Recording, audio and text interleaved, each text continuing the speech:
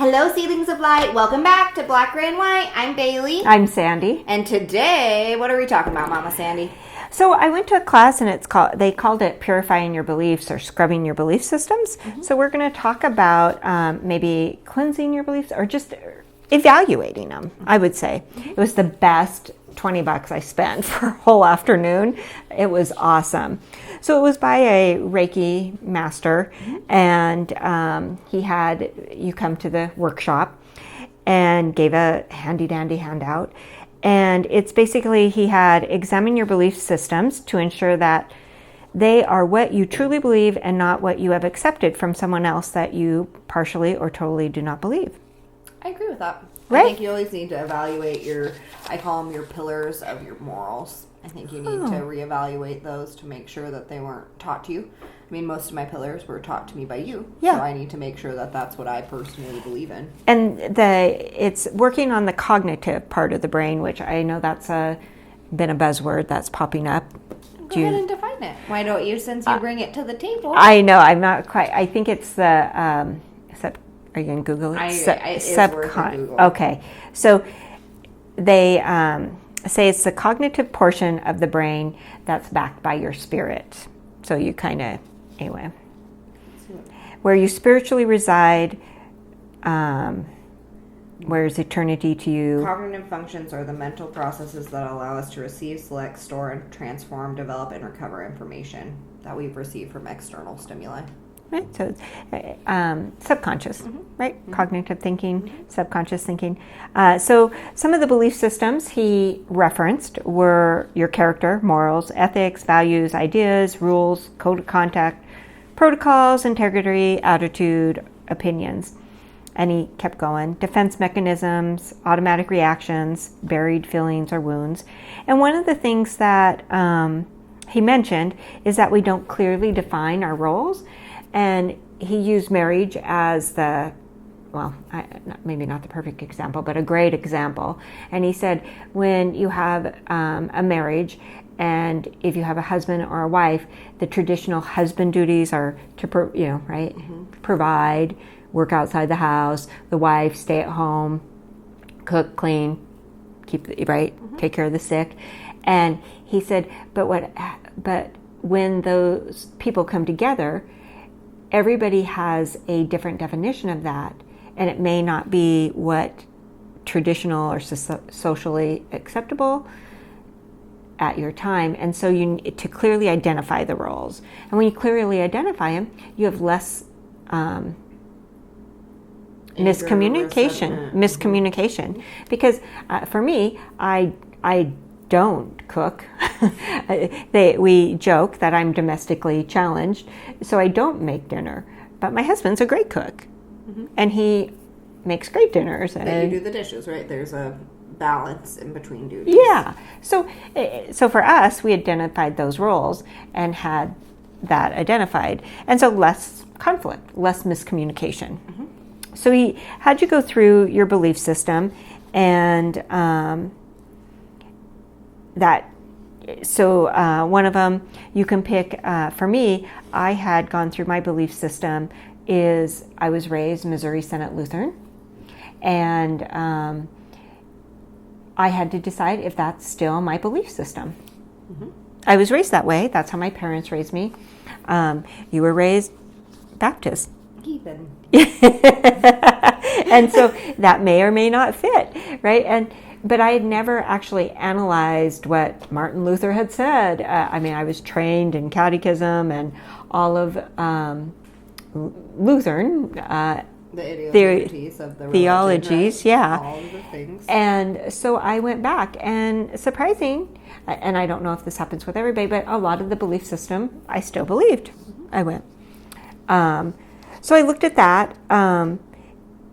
So clearly identifying looking at your belief system. So are you're defining your roles and your partner's roles. So when you defined roles, did you just do it in your head, or did you sit down with the other person and define it?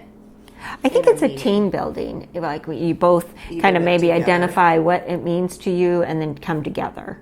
And are you doing this with all aspects of your life? So friends, employment, or is that something you're doing in all I did. all things. Because I remember after she took this class, I can always tell when she learned something because she's very excited about it, which is super cute. But she called me and she goes, did you do all this stuff? And I had a plant that was dying and that I was struggling to keep alive. And she goes, did you give it a role? Is its role to be happy and healthy? Is that its role? And so she went around and she gave all inanimate objects, all adamant, my cats have roles. Everybody has a role. So she went and defined roles. And the role definition, what ties to that, not that I'm just out in left field, but it ties also, it also ties to the secret. That's part of the secret coming through, so the universe is clearly identified. So yes. What your expectations are. You're defining your expectations and what you'll receive, correct? Yes, yeah. And so some of that is, you'll think, oh, I don't want that type of thought anymore, right? When something's done and it makes you angry, makes me angry, and I don't want to be angry. One of the great things that he told us is you just hit the clear cancel button, because that will cancel and you can retrain your thoughts. So then that goes into one of our other videos where you release your emotions you release that, and you tell your subconscious how you're going to respond from there out. You retrain yourself. Yep. And then the clear cancel. The other thing that I think is fascinating and fun is that clear cancel has only been in effect since the computer came in with our keyboard, clear cancel, and that vibration is so powerful that we can now say it, and it's been in the world for how long? Mm-hmm. And that vibration, they know what to do. Cool. Isn't that crazy? Mm-hmm. Like craziness. Anyway, sorry, getting excited. No. Can you tell she's had a new class? I learned something new. So share it with I know, everybody. it's my favorite part to be. So then you write down what your beliefs, you can write down your old belief system, write down the pros and cons, filter it out for you. You can write down your new belief system, and to process into changing to that new belief system is writing down affirmations, doing an affirmation, doing a meditation, what you think that is, and how you feel it go. And I always fall back on to the Louise Hay. I release. I am. So that's a great one to go back to. Mine, I can share with you. I release these situations to God and respond in joy using my God-given talents to my full abundance. So that was my kind of how I wanted to end, right? Is that your mantra? Thank you. That you start thinking of. And then mantras are so big, so that's kind of so I went to to affirm. Affirmation definition, first video, check it out. I had that part, and then the next part was I am worthy of joy as I use my God-given gifts to full abundance. And then my finish, right? Because it's because it's a work in progress. And so my affirmation today is I am worthy of joy and abundance. And so, and you work through this through each section, right? So you went to your religious beliefs and you work through those, and then you'll go to your partner and you'll work through those in your work, right? So you do it in sections. Yep. Yeah, it's a lot of work, but and journaling, right? And where you bring that through. You talked to it about in the example of the relationship. Have you put that to work in your personal relationship and noticed, or? I did. I would say I did my half of the relationship. You did the 50%, and how has that? Have you noticed a difference? How has that helped you? I think it has, because do you not get as many hurt feelings because you're not definitely expecting? Definitely. And the other thing is we just celebrated our 30th anniversary, and so the role when we were our first anniversary to the role at our 30th anniversary are way different. I mean, we had you working parents to establishing a home, and now we're going through other life changes this season. I'm glad to hear that. Yeah. And then, so does he offer classes all the time? Is that something that anybody can take online, or is that something you did local? It's not. It's a local thing that he did, but I'm sure if you go to evaluating your belief systems, looking at Googling belief system videos, and you can just check this video out. That's right. All you need to know. That's You're all. Trained. Some of the examples were the spiritual concepts, physical body beliefs, emotional beliefs, mental beliefs, spiritual beliefs, health beliefs, wellness beliefs, life after death, eternity beliefs, money beliefs, relationships, and then the role of the wife, the role of the husband, male role beliefs versus female roles, self-improvement, self-worth, things that push your buttons, things that irritate you or upset you, things that you use for excuses, things that you resent. And then he did want to end the class with, how do you feel about yourself? How do you change, And then how often do you say, I love you? And how often do you say, I love myself? So honoring those changes that you go through and respecting that, because we're all trying.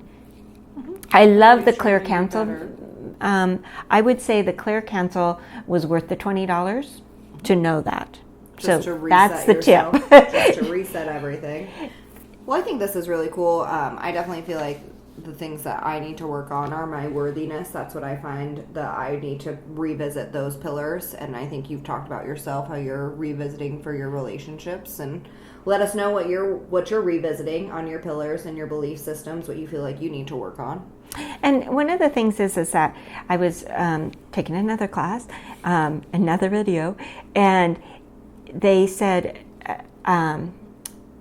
people blame because they feel unsafe, right? Going back to Louise Hayes, you feel unsafe, unloved, not protected.